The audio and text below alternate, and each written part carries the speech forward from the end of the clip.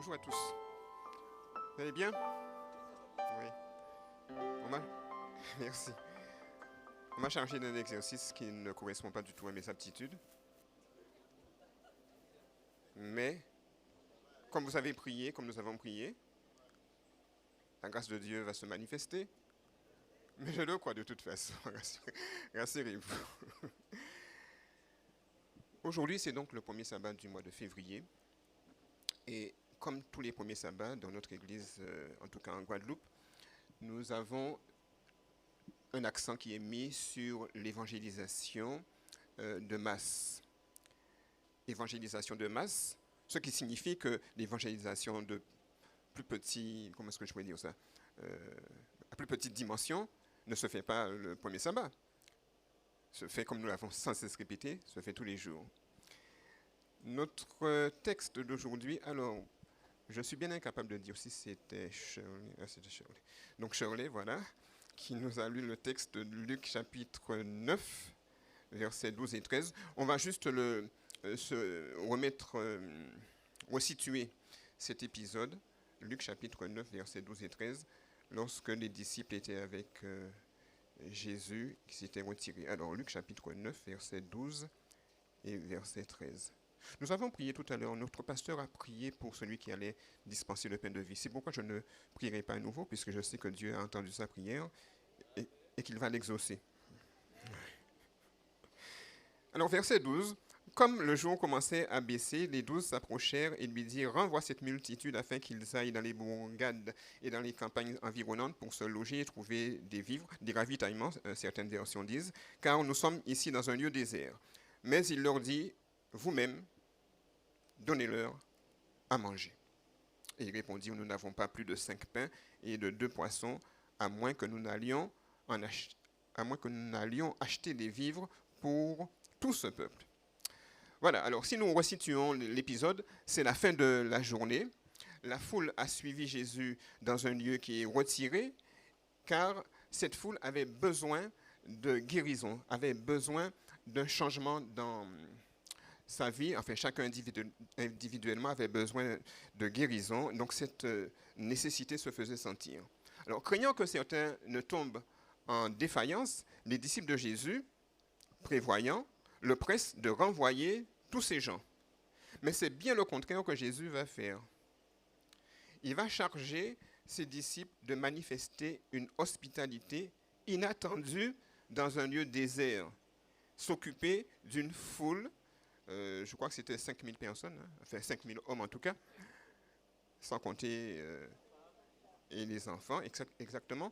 Donc il va charger ses disciples d'exercer l'hospitalité dans un lieu désert vis-à-vis de cette foule. Comment faire?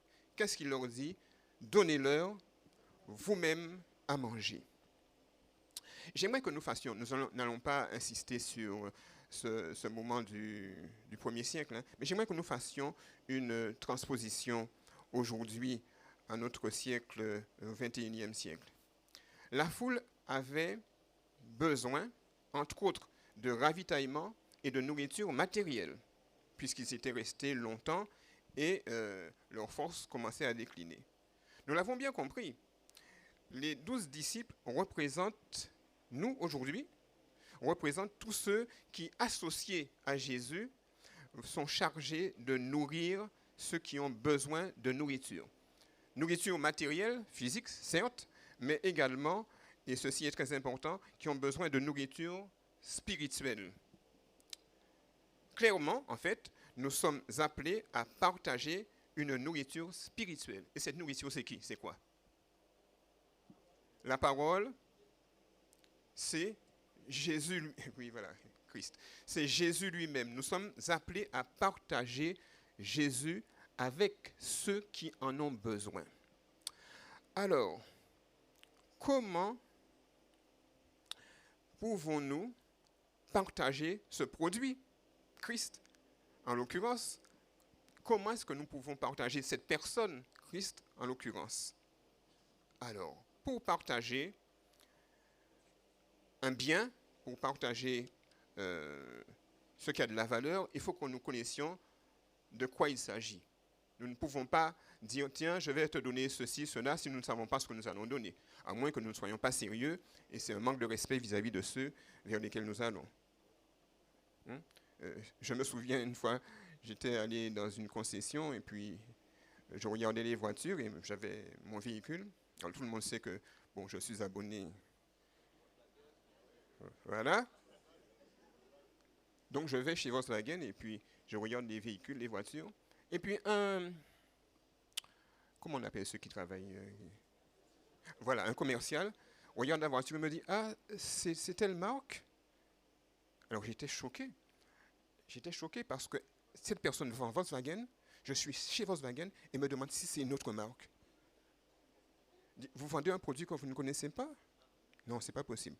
Nous ne pouvons pas partager Jésus si nous ne le connaissons pas. C'est fondamental, c'est indispensable. Nous avons une connaissance plus ou moins grande, certes, mais nous savons de qui nous parlons, nous savons quel est le produit que nous offrons. Alors nous allons considérer quelques éléments qui sont nécessaires pour connaître cette personne, pour connaître ce quelqu'un qui est Jésus. OK?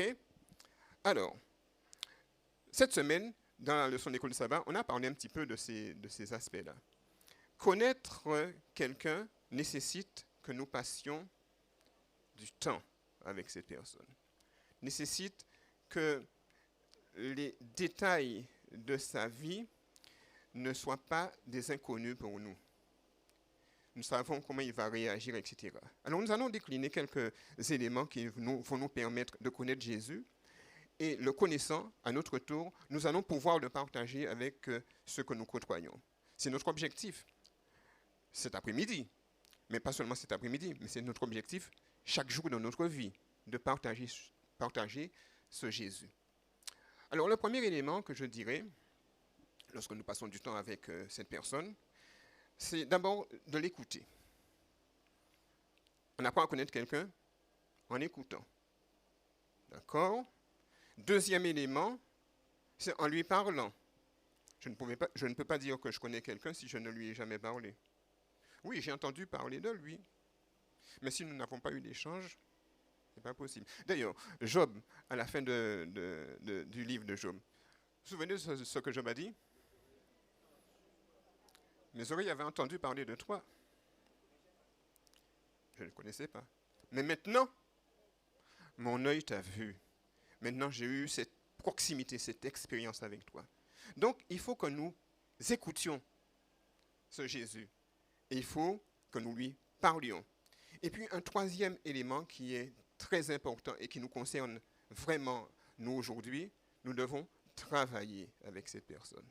Travailler avec cette personne. Nous allons voir quel est l'intérêt de travailler avec quelqu'un lorsque nous voulons le connaître.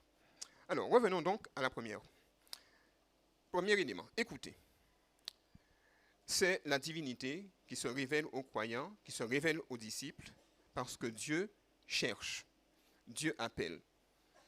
Dès le début de la création, après donc la création de l'homme, après que l'homme ait péché, dès le début, on voit Dieu qui va vers l'homme, qui cherche à établir cette relation avec lui. Dans Genèse chapitre 3, le verset 9, il est 11h20, donc on a le temps de lire, hein? On va me dire, il est trop tard, il faut t'arrêter. Genèse chapitre 3, verset 9. Alors, si quelqu'un a ce texte, il peut le lire, hein, il n'y a pas de souci. Ah, il est affiché. Alors, je vais le lire puisque j'ai le micro. Mais l'Éternel Dieu appela l'homme et lui dit, où es-tu? L'Éternel Dieu appelle. L'Éternel Dieu va vers l'homme. L'Éternel Dieu parle à l'homme. Ça, c'est le premier instant, le premier moment où, dans la parole de Dieu, on voit que Dieu parle à l'homme. Mais à partir du chapitre 12 de la Genèse, on voit que Dieu a parlé à plusieurs reprises et à différentes personnes que nous appelons les patriarches. Au chapitre 12 de Genèse, Dieu va appeler Abraham, lui disant de sortir de son pays, d'Our en Chaldée, et d'aller dans un pays qu'il ne connaît pas. Ensuite, Dieu va parler à Isaac, le fils d'Abraham, à Jacob, à Joseph. les chapitres suivants, à partir du chapitre 12 jusqu'au chapitre 50, on voit que Dieu va s'adresser à ces personnes. Dieu va s'adresser, et ces personnes, ce qui est important, vont écouter. Dieu parle, oui, mais il faut que celui qui est en face écoute. Donc, écoutez. Je ne vais pas m'arrêter à Joseph. Un peu plus loin, dans les premiers chapitres de l'Exode, Moïse, en face du buisson ardent, il va écouter ce que Dieu lui dit lorsqu'il lui demande d'aller pour libérer son peuple de l'esclavage égyptien. Josué, les juges, les prophètes, ils vont écouter ce que Dieu a à dire. En parlant des juges, je prendrai l'exemple de Samuel. Samuel qui a été consacré dès son enfance, dès son jeune âge, à Dieu, par l'intermédiaire de sa mère Anne. Voilà. Merci de m'aider. Hein. Anne. Au chapitre 3, on voit que Dieu va s'adresser à Samuel. Lisons ce texte. 1 Samuel chapitre 3, versets 1, 7 et 9. 1 Samuel chapitre 3, versets 1, 7 et 9. Oh, mais voilà, c'est excellent, c'est encore plus rapide. Voilà. Le jeune Samuel était au service de l'Éternel devant Élie. La parole de l'Éternel était rare en ce temps-là et les visions n'étaient pas fréquentes. C'est verset 1, verset 3.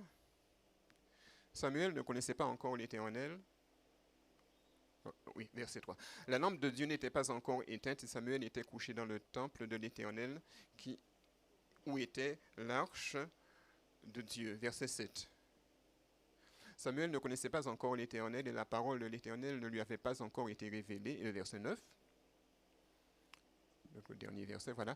C'est Élie qui s'adresse à Samuel, lui dit, « Va, couche-toi, et si l'on t'appelle, tu diras, parle, Éternel, car ton serviteur écoute. » Et Samuel alla se coucher à sa place.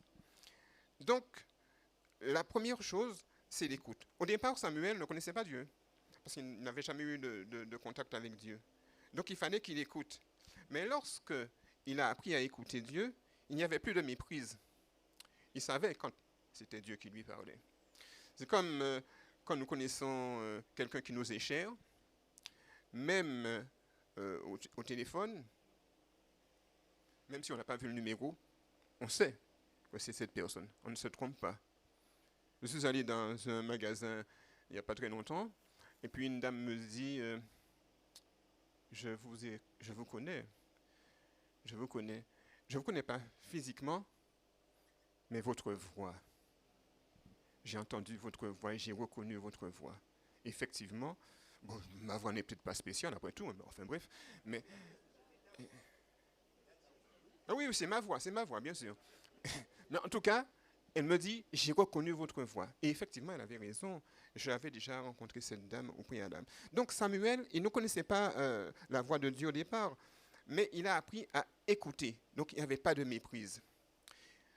Élie, le prophète, j'ai parlé d'un juge, mais Élie, le prophète, après avoir fait ses exploits, je dirais entre guillemets, au mont Carmel, lorsque le feu du ciel est descendu et a consumé l'autel, le bois, l'eau, enfin tout ce qu'il y avait, Élie va fuir devant Jézabel. C'est paradoxal, hein, c'est juste une parenthèse que je fais. Il vient de faire quelque chose d'extraordinaire avec la puissance de Dieu, et puis une femme lui dit, je te tuerai, et puis lui, il a peur, il s'en va.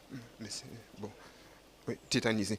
Alors, Élie, il va se réfugier dans une caverne, et là, Dieu va se révéler et Élie va écouter. La tempête, le chaud, le vent, toutes sortes de choses vont se manifester, mais Dieu n'était pas là. Un murmure, doux et léger, se fait entendre et Élie reconnaît la voix de Dieu. Donc, nous sommes appelés à écouter. Et lorsque nous apprenons à écouter Dieu, nous reconnaissons sa voix. Nous percevons qui est-ce qui nous parle et nous n'avons pas de confusion. Dans le Nouveau Testament, il y en a un qui a écouté.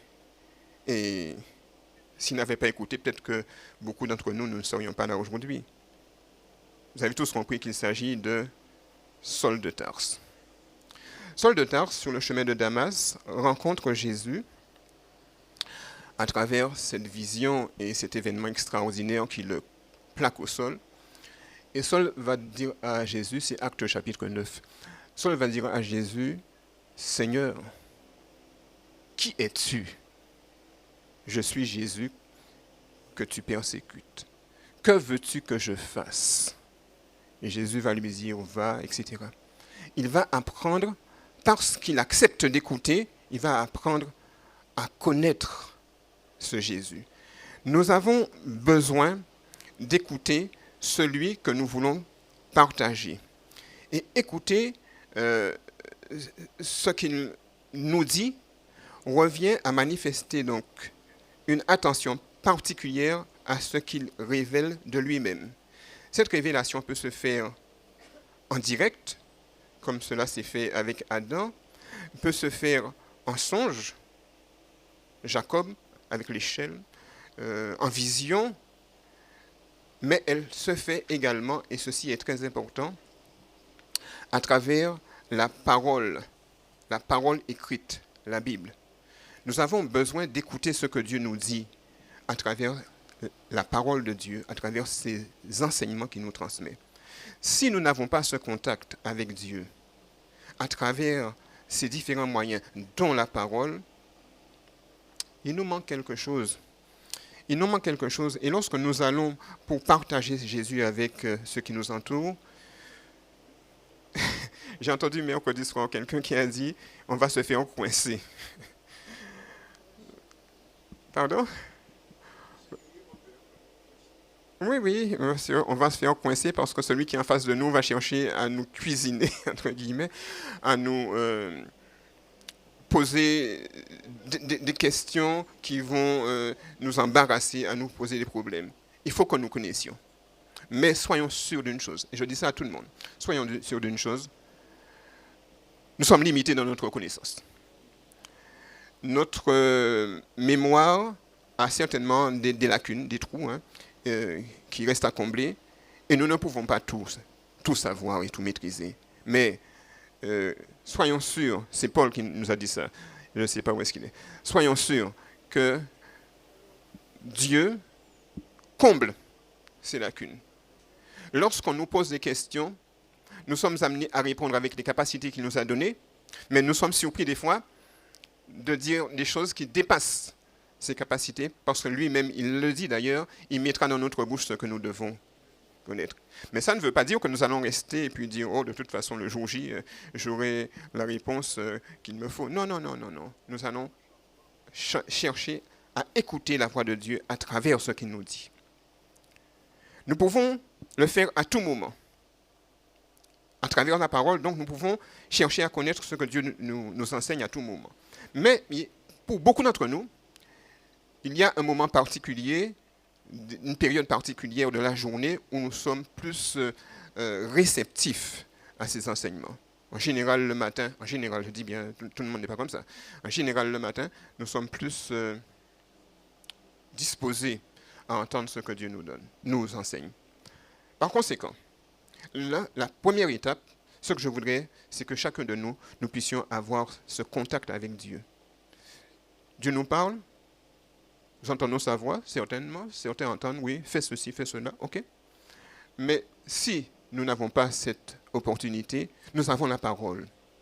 Et la parole, nous devons avoir ce contact permanent, ce contact quotidien, ce contact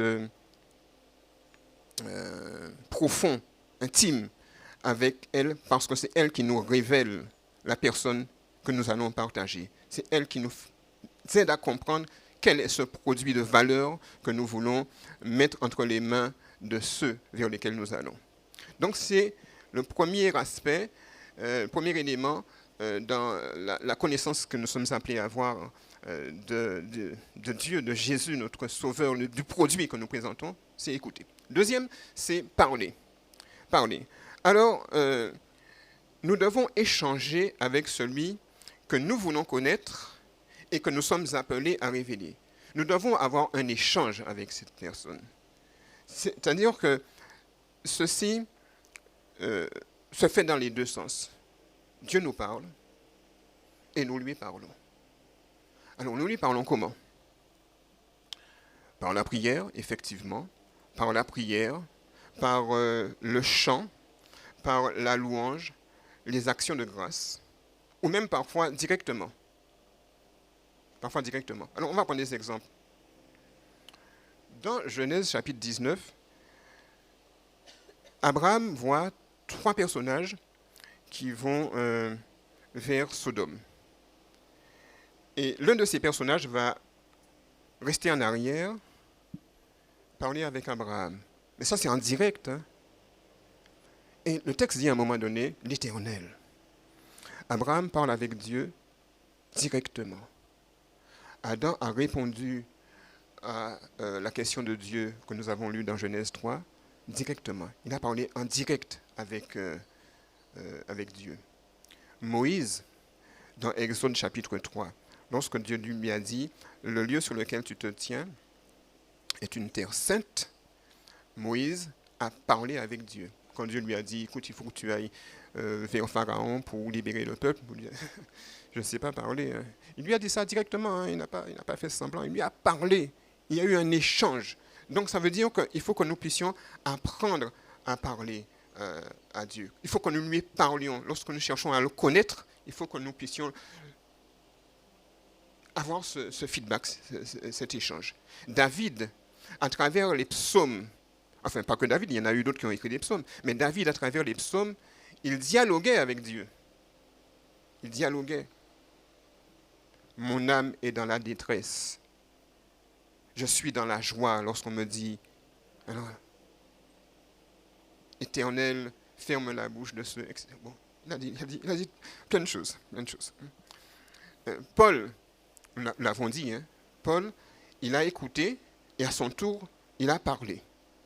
Nous avons pris des exemples comme cela, j'ai pris des exemples comme cela. Pierre, lorsque Jésus dit de manger sa chair et de boire son sang, et que beaucoup s'éloignent de lui, Pierre, Jésus dit vous ne voulez pas partir, vous? Et Pierre va lui parler. Seigneur, à qui irions-nous? Tu as les paroles de la vie éternelle. Donc nous devons être prêts à dialoguer. Et ce dialogue nous permet de connaître Dieu, de connaître Jésus, lui permet de nous connaître, bien que, bon, même si nous ne disons rien, il nous connaît quand même, hein, mais au moins nous avons exprimé ce qu'il y a dans notre cœur et de manière claire et nette devant notre Dieu. C'est comme quand nous prions, Dieu sait ce dont nous avons besoin, hein. Nous ne sommes pas obligés, mais pourtant Dieu nous dit de prier sans cesse. Alors pourquoi s'il nous dit ça, s'il sait déjà? C'est pour établir cette relation de confiance, cette relation de dépendance, cette communion, cette disposition que nous avons de recevoir ce qu'il veut nous transmettre. Donc à tout moment, nous pouvons développer cette relation avec Dieu. D'abord, nous écoutons. Ensuite, nous parlons. Mais il y a un troisième élément, il y a une troisième dimension qui est indispensable. Très souvent, nous nous arrêtons à ces deux premiers aspects. On l'écoute, on nous donne des conseils, même nos pasteurs, nos anciens, etc., ils nous donnent des conseils, ça c'est l'écoute. On écoute la voix de Dieu à travers eux. On lui parle à travers la prière, et puis on est content. On est satisfait de cette situation. Mais si on veut vraiment connaître quelqu'un, il faut être prêt à avoir des activités avec cette personne. Il faut être prêt à travailler avec cette personne. Et quel est l'intérêt d'avoir ces activités? Quel est l'intérêt d'être prêt à travailler avec cette personne? On sait à ce moment-là quelles sont ses réactions face à une situation donnée. On sait quelle orientation que cette personne prend. Si on me dit, par exemple, je sais pas moi, le pasteur, l'ancien, a dit que désormais, le sabbat, on va l'observer à partir de minuit le vendredi soir. Je dirais non. Je dirais non, parce que la relation que j'ai avec Pasteur l'Ancien, l'ayant vu, l'ayant expérimenté, je sais qu'il ne dira pas ça. Donc, si... non, non, je ne dis pas... non, je n'ai pas supposé, j'ai pris un exemple. Alors, je disais donc que lorsque nous travaillons avec quelqu'un, il y a une relation, une intimité qui s'établit de telle sorte qu'on ne peut pas se fourvoyer, on ne peut pas se tromper.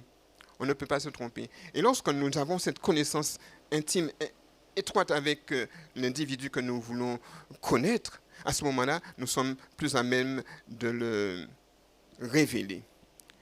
Il nous faut donc travailler avec cette personne, collaborer à un projet qu'il a défini, en l'occurrence. Il a défini un projet et nous entrons dans une relation étroite avec lui pour réaliser ce projet. Et c'est ce que Jésus fait. Jésus, nous l'écoutons, nous lui parlons et nous sommes appelés à travailler avec lui. C'est pourquoi Jésus a dit aux disciples, mais donnez-leur vous-même à manger. Donnez-leur vous-même à manger. Et le fait de donner à manger à ces personnes faisait des disciples des associés de Jésus. Parce que Jésus, il aurait pu les nourrir, hein. Ce n'était pas un problème pour lui. Jésus, créateur, source, qui donne, qui crée, qui produit, il n'y a aucun problème pour lui. Mais il dit, vous, donnez-leur vous-même à manger. Et lorsque nous entrons dans cette relation étroite, que nous connaissons Jésus, et que nous entrons dans le projet que lui-même il a défini, à ce moment-là, nous le connaissons et nous pouvons le faire connaître de manière pratique à ceux vers lesquels nous allons. Pouvons le faire connaître de manière pratique. Ce n'est pas de la théorie que nous allons transmettre ou enseigner. Non, non, non. C'est parce que nous avons eu cette relation intime. Le dialogue permanent que nous avons eu, permanent donc au quotidien avec lui, va nous permettre d'avoir les ressources nécessaires pour soulager les besoins de ceux qui sont en quête de nourriture. Au niveau des ministères personnels, nous sommes appelés à répandre cette connaissance, cette nourriture, à transmettre cette nourriture.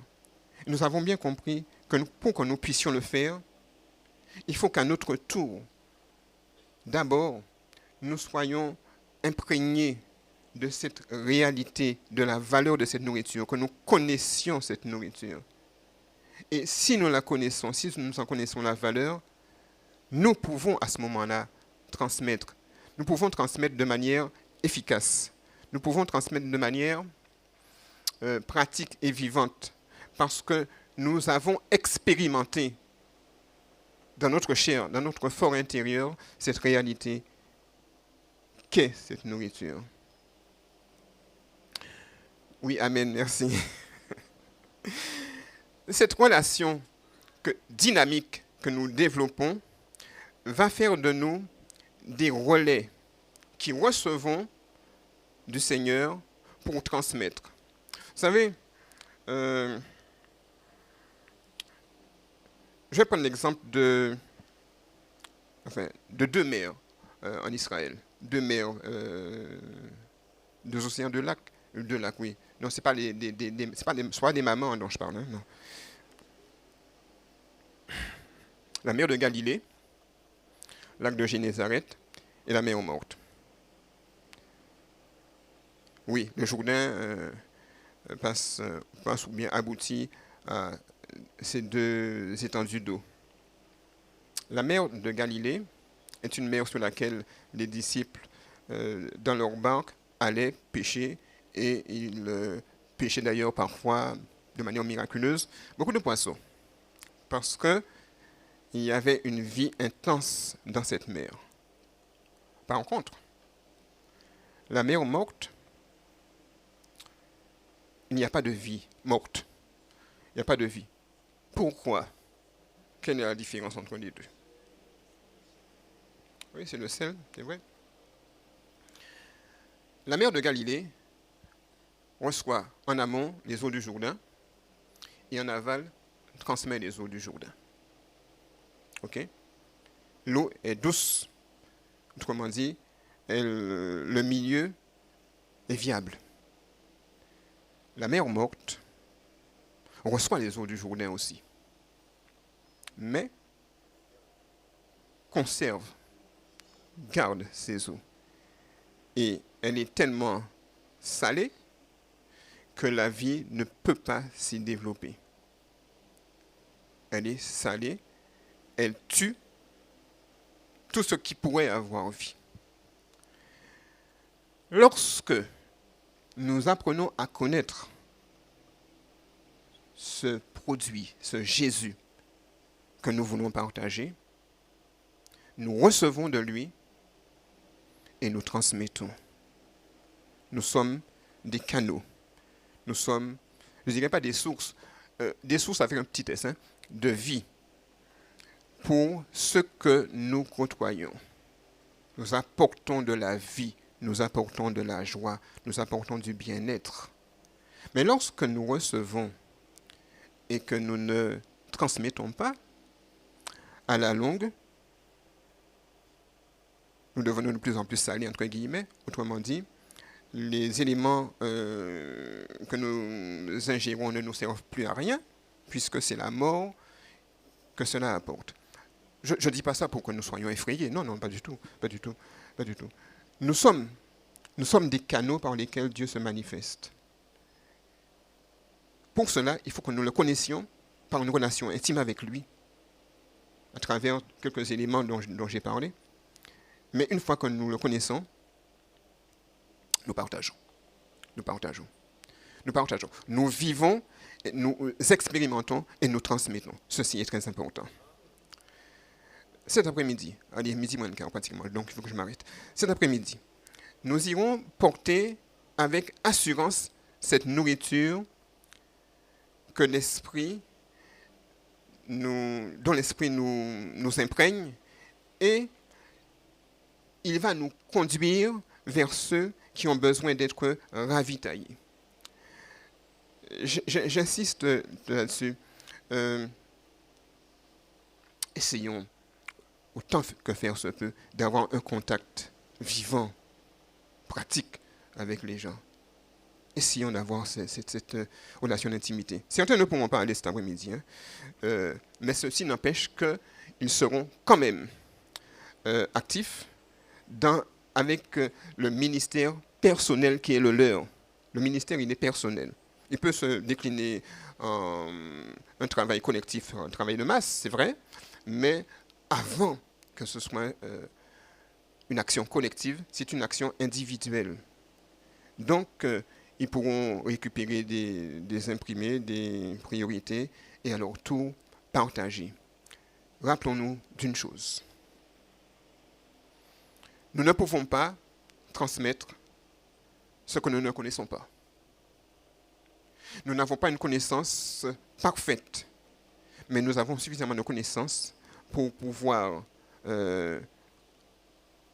partager, parce que nous écoutons quotidiennement, nous recevons quotidiennement, nous parlons avec celui que nous voulons présenter, que nous voulons partager, et nous travaillons avec lui.